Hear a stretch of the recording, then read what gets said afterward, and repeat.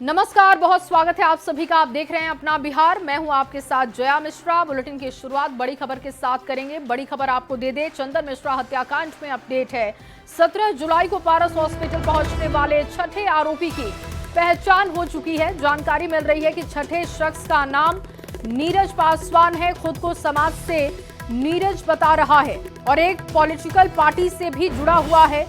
सूत्रों के हवाले से ये बड़ी खबर दे रहे हैं। देखिए, सुपर एक्सक्लूसिव तस्वीरें इस वक्त न्यूज 18 बिहार झारखंड पर आप देख रहे हैं। छठे शख्स का नाम नीरज पासवान है और इसकी पहचान की जा चुकी है। तस्वीरें आपके सामने हमने रखी है।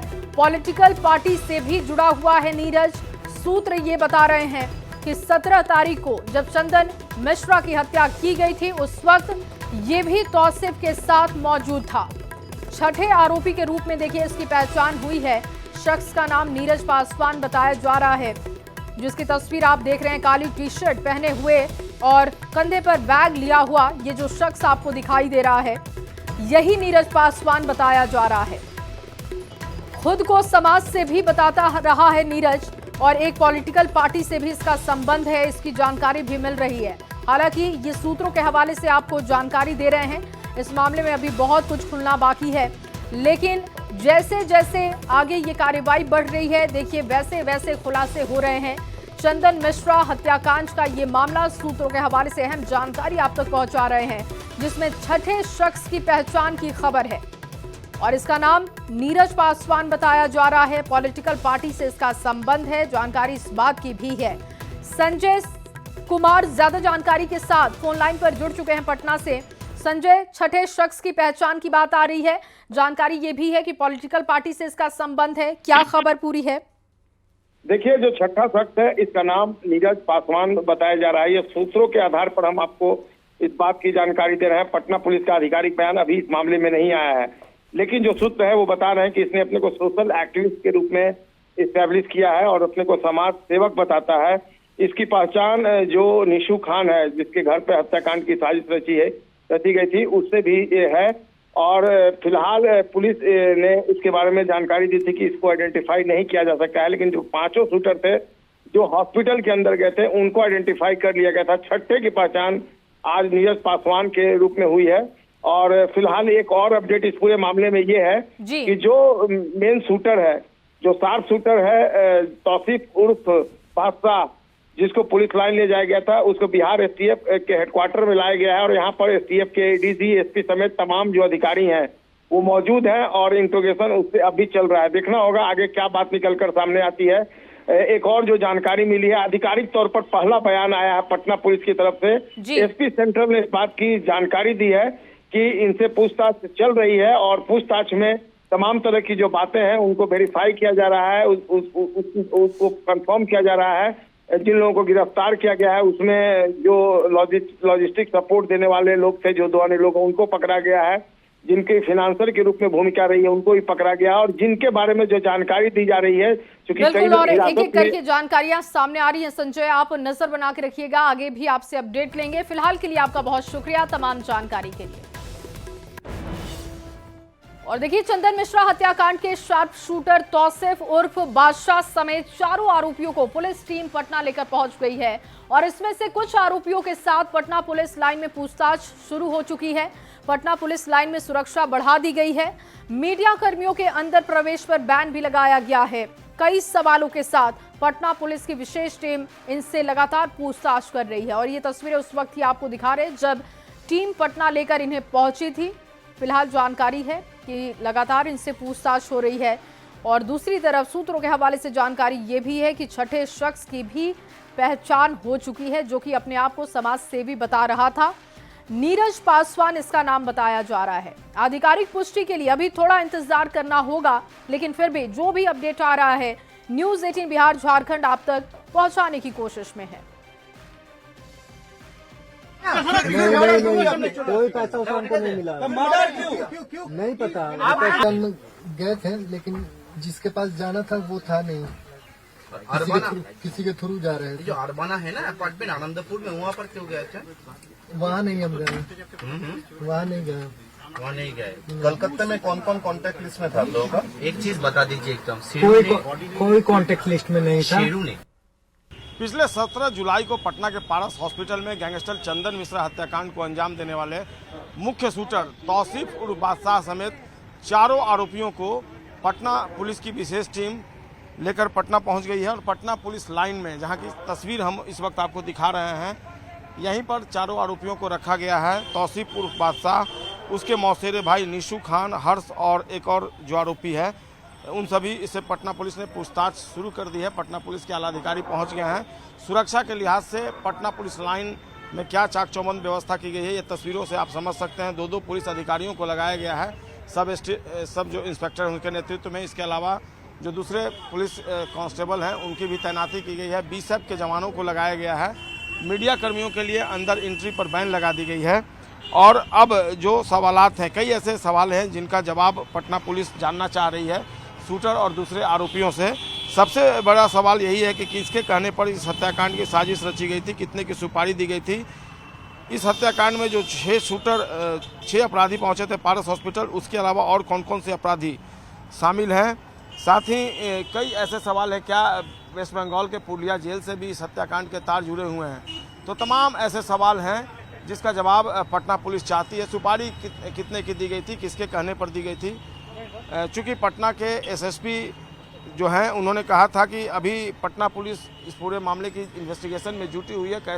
कई ऐसे सवाल हैं जिसका जवाब खुद पुलिस जानना चाहती है और देखना होगा जवाब क्या आता है। जो कॉन्स्पिरेटर निशु खान है या फिर जो शूटर है तौसीफ उर्फ बादशाह की तरफ से पटना पुलिस के लिए चैलेंज अभी भी बना हुआ है। हालांकि पटना पुलिस ने कहा है कि इस हत्याकांड में 9 लोगों की संलिप्तता अब तक खुलकर सामने आई है। इसके अलावा कई अन्य लोगों को हिरासत में लिया गया है जिनसे पूछताछ चल रही है। तो जाहिर सी बात है इसमें नंबर ऑफ अरेस्टिंग भी बढ़ेगी। तो चंदन मिश्रा हत्याकांड में पुलिस का इन्वेस्टिगेशन और एक्शन दोनों अब तेज होगा और देखना होगा कब तक सारे, अभी चूंकि एक ही शूटर पकड़ा गया है, सारे शूटर कब तक पकड़े जाते हैं, कौन कौन से लोग इसमें शामिल हैं, उनकी क्या भूमिका थी आधिकारिक तौर पर पटना पुलिस इस पूरे मामले में और क्या जानकारी देती है। चूँकि बहुत ही कह सकते हैं कि छोटा सा इन्फॉर्मेशन पटना पुलिस की तरफ से दिया गया है कि केवल 4 आरोपी गिरफ्तार किए गए हैं। उसके अलावा केवल इतनी बात बताई गई है कि 9 लोग जो हैं उनकी संलिप्तता सामने आई है। लेकिन बहुत सारे अभी राज की बात जो है उसको अभी पटना पुलिस ने डिस्क्लोज नहीं किया है। क्या कुछ निकल कर सामने आता है ये देखना अभी बाकी है। कैमरा पर्सन दीपक के साथ संजय कुमार, न्यूज़ 18 पटना। और वहीं चंदन मिश्रा हत्याकांड में शूटर समेत आरोपियों से पूछताछ को लेकर पटना पुलिस का पहला आधिकारिक बयान सामने आ चुका है। पुलिस के मुताबिक अब तक की पूछताछ में ये हत्याकांड गैंग वार का नतीजा लग रहा है। सभी आरोपियों से पूछताछ हो रही है। पूछताछ के बाद मिले क्लू और निशानदेही पर पुलिस की कार्रवाई जारी है। अपराधियों को सहयोग करने वाले फाइनेंसर समेत कई लोगों से पूछताछ हो रही है क्योंकि इनको आइडेंटिफाई किया जा चुका है जिन्होंने इनको सहयोग किया। जो फाइनेंसर हैं, इस तरीके के तमाम लोगों को आइडेंटिफाई करते हुए अब इनसे पूछताछ हो रही है और आधिकारिक बयान इसको लेकर दिया गया। गैंग वार का या भागने में हेल्प कर रहे थे या प्लानिंग में जो साथ में थे, जिन्होंने बैंक अकाउंट सेटअप किया या कुछ किया या हथियार में हेल्प किया, तो उन सबको जो है राउंड अप किया जा रहा है। हथियार शायद समनपुरा में ये लोग छिपा है, इस तरह की बातें सामने ऐसी सूचनाएं कुछ मिली थी जिसपे कार्रवाई भी की गई है। यदि और कुछ स्पेसिफिक इन्फॉर्मेशन मिलेगी तो और आगे कार्रवाई होगी। बाकी इनसे पूछताछ चल रही है, निशानदेही पे जो है रिकवरी। और चलिए आगे बढ़ते हुए पटना से आपको एक और बड़ी खबर देते हैं। युवक आदित्य की गोली मारकर हत्या कर दी गई। जमीन विवाद में ये गोली मारी गई है। दुल्हिन बाजार के सदावा गांव की घटना बताई जा रही है। 3 बाइक सवार अपराधियों ने ये गोली मारी। मौके से एक कट्टा भी बरामद पुलिस ने किया। गांव के ही नीतीश कुमार पर हत्या का आरोप लगा है।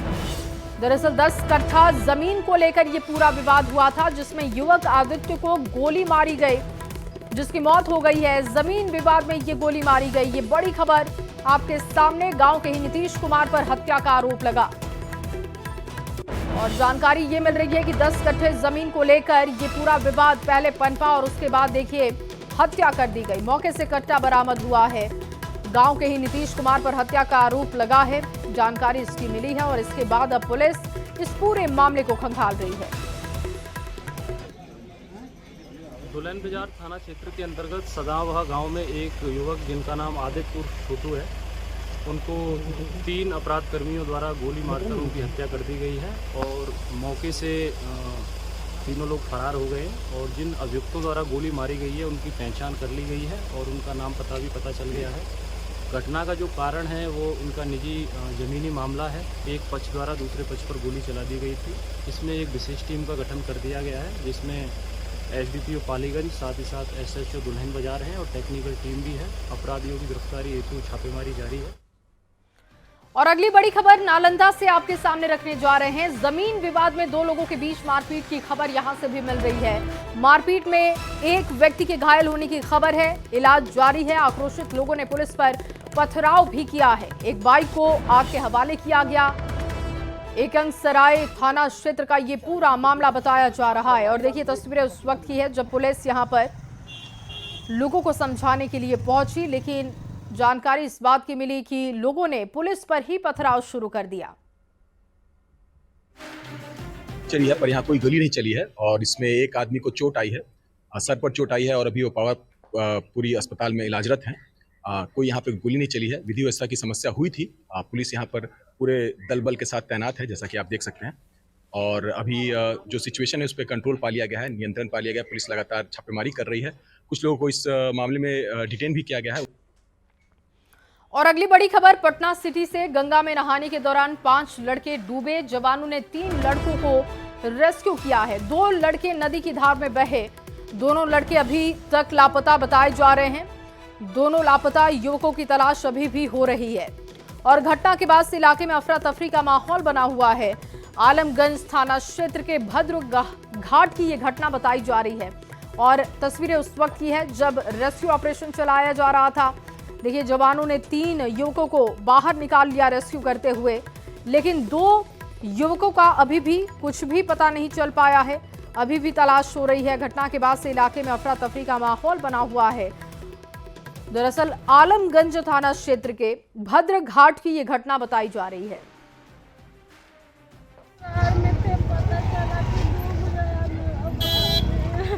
टीम जाके उसमें से 3 लड़के को बचा पाए हैं। 2 बच्चे पानी में डूब गए। तो उसके लिए अभी एसडीआरएफ की गोताखोर अभी छानबीन कर रही है। सर्च ऑपरेशन जारी है। आगे क्या सर शायद मिल जाए। और अगली खबर गोपालगंज से, जहां 45 लाख रुपए की जब्ती की बात सामने आई है और शराब, कहा जा रहा है कि 45 लाख रुपए की जब्त शराब को नष्ट किया गया। जिला प्रशासन ने सबैया एयरपोर्ट की खाली जमीन पर जेसीबी चलाकर देसी और विदेशी शराबों को नष्ट किया। पुलिस ने 12 शराब कांड में जब्त की गई 4554 लीटर शराब को नष्ट किया। जेसीबी चलाकर शराब की बोतलें नष्ट की गई और इसके बाद खाली बोतलों को गड्ढा खोदकर जमीन में दफन कर दिया गया। पूरी कार्रवाई की वीडियोग्राफी भी कराई गई जो इस वक्त आप भी देख रहे हैं।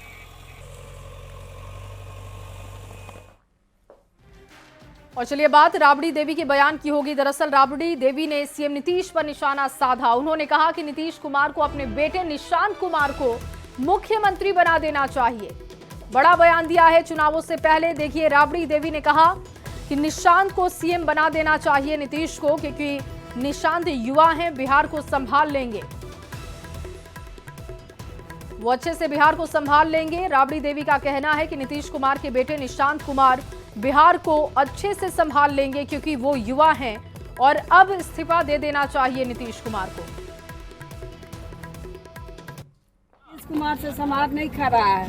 नीतीश कुमार जी हैं, गृह मंत्री हैं। अरे प्रेम हटाओ नहीं, मंत्री भी है, गृह मंत्री भी है, उनको समाज नहीं खा रहा है। अरे मुंह ढका हुआ तो उनको तो यहाँ देखो ना मैडम, इस्तीफा देना चाहिए सीएम को।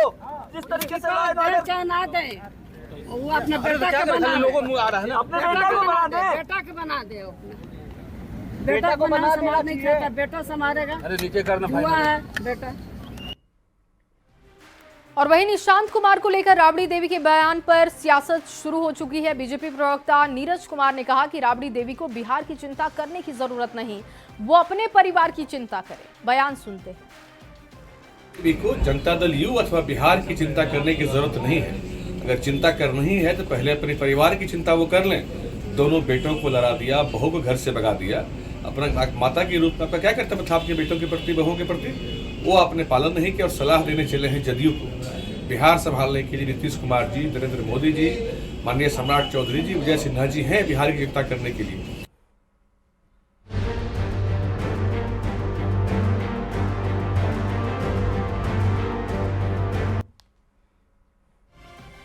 और चलिए बात मॉनसून सत्र की होगी। सदन के बाहर और भीतर विपक्ष के जोरदार हंगामे के बीच आज बिहार विधानमंडल का मॉनसून सत्र शुरू हो चुका है। सत्र के शुरू होने से पहले विपक्ष ने सदन के बाहर बैनर पोस्टर लगाकर हंगामा किया, तो सदन के भीतर भी मतदाता पुनरीक्षण के मुद्दे पर जोरदार हंगामा किया गया। स्पीकर का संबोधन शुरू होने के साथ ही विपक्षी विधायकों ने हंगामा शुरू कर दिया। बार बार समझाने के बाद भी विपक्ष शांत नहीं हुआ और हंगामे के बीच ही वित्त मंत्री सम्राट चौधरी ने सदन के पटल पर अनुपूरक बजट भी रखा और शोक प्रस्ताव के साथ सदन की कार्यवाही कल तक के लिए स्थगित कर दी गई है। कांग्रेस के विधायक हैं और तमाम लोग जो हैं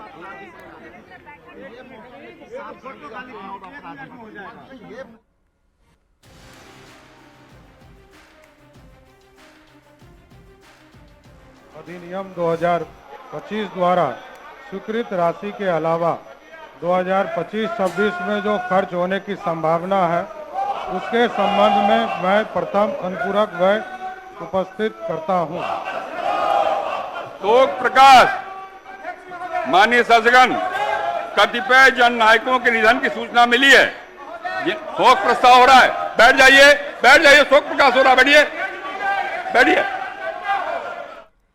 और वहीं बिहार में मतदाता सत्यापन पर विपक्ष ने तेवर और तल्ख कर लिए हैं। तेजस्वी यादव ने विधानसभा अध्यक्ष से इस मुद्दे पर चर्चा कराने की मांग की और अगर सदन में इस पर चर्चा कराने पर सहमति नहीं बनती है तो आने वाले दिनों में सरकार को जवाब देते नहीं बनेगा। बिहार में सड़क से लेकर सदन तक, दिल्ली से संसद तक इसको लेकर लड़ाई लड़ी जाएगी। बिहार लोकतंत्र की जननी है और यहीं से अगर कोई लोकतंत्र को समाप्त करने की कोशिश करेगा तो हम लोग चुप बैठने वाले नहीं हैं। ये तेजस्वी यादव का बयान आपको बता रहे हैं कि एसआईआर पर जो है विधानसभा में कम से कम चर्चा जो है कराई जाए। लोकतंत्र का सबसे बड़ा मंदिर बिहार विधानसभा है और बिहार लोकतंत्र की जननी है और यहीं से लोकतंत्र अगर समाप्त करने का कोई प्रयास करेगा तो हम लोग चुप बैठने वाले नहीं। पार्लियामेंट में भी हम लोग पार्लियामेंट हो, सड़क हो, हर जगह हमारे गरीबों को वंचित ना किया जाए वोट के अधिकार से, उनका अस्तित्व ना मिटाया जाए, इसलिए हम लोग ये लड़ाई लड़ेंगे। और कल जो है बड़े पैमाने पर अगर सरकार नहीं मानेगी, स्पीकर नहीं मानेंगे चर्चा कराने पर, तो हमको लगता है कि आने वाला समय जो है इन लोगों को जवाब देते नहीं बनेगा। और वहीं बिहार में जारी मतदाता पुनरीक्षण पर सियासत थमने का नाम नहीं ले रही। राज्य के राजस्व एवं भूमि सुधार मंत्री संजय सरावगी ने कहा कि विपक्ष को राज्य के हित की चिंता नहीं, उन्हें सिर्फ गाल बजाना आता है। इन लोगों को मतलब है केवल संवैधानिक संस्थाओं पर उंगली उठाना, सजा याफ्ता है। सदन में कैसे जवाब देंगे आप लोग? एक एक बातों का जवाब जो है अगर सही से पूछेंगे, जनहित का जो भी मामला होगा सरकार तैयार है। एक एक बातों का जवाब जो है सरकार इनको देगी, इसके लिए चिंता की कोई बात नहीं। चलने देंगे, चलने दे सदन, क्योंकि लोकतांत्रिक व्यवस्था है। और वहीं देखिए पूर्णिया से निर्दलीय सांसद पप्पू यादव ने कहा कि एसआईआर देश का मुद्दा है, बिहार केवल झांकी है, असम और बंगाल अभी बाकी है। हमें आश्चर्य हो रहा है कि विपक्ष ने बिहार में वॉकआउट किया। आप क्यों वॉकआउट कर रहे हैं? सीना तान कर खड़े रहिए, सदन को चलने मत दीजिए। एसआईआर के मुद्दे पर वॉकआउट नहीं करना चाहिए। आश्चर्य हो रहा है कि विपक्ष बिहार में वॉकआउट कर दिया। किस बात को आप वॉकआउट कर रहे हो भाई? सीना तान के खड़े रहो, हाउस को चलने मत दो। आप 2 मिनट में वॉकआउट कर रहे हैं। एसआईआर के मुद्दों पर वॉकआउट नहीं करनी चाहिए, सदन नहीं चलने देना चाहिए। और वहीं एसआईआर पर केंद्रीय मंत्री ललन सिंह ने कहा कि चर्चा करने से कौन भाग रहा है, आपको जिस भी विषय पर चर्चा करानी हो आप करा लीजिए। अगर कोई इस देश का नागरिक नहीं है तो देश में मतदान कैसे करेगा?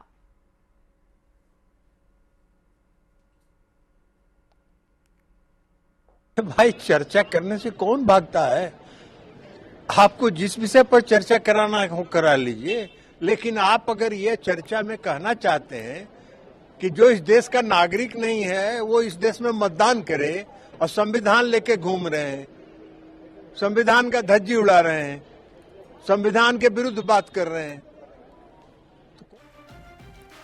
और वहीं केंद्रीय कपड़ा मंत्री गिरिराज सिंह ने बिहार में मतदाता सत्यापन को लेकर विपक्ष के सवाल पर तीखा प्रहार एक बार फिर से किया। गिरिराज सिंह ने कहा कि जो भारत के नागरिक नहीं हैं उनका नाम कटेगा तो क्या विपक्ष को बांग्लादेशी घुसपैठियों या रोहिंग्यों के लिए दर्द हो रहा है, और अगर ऐसा हो रहा है तो ये लोग राष्ट्रभक्त नहीं हो सकते।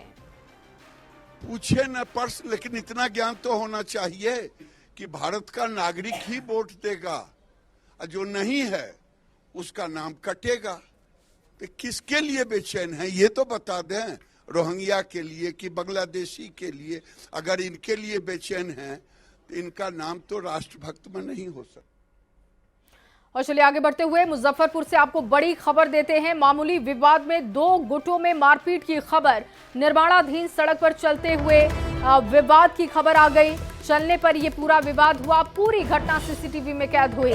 घटना का सीसीटीवी सोशल मीडिया पर वायरल हुआ। पुलिस इस पूरे मामले की जांच में जुटी हुई है। और ये जो तस्वीर आप देख रहे हैं, ये तस्वीर मनियारी थाना क्षेत्र का बताया जा रहा है।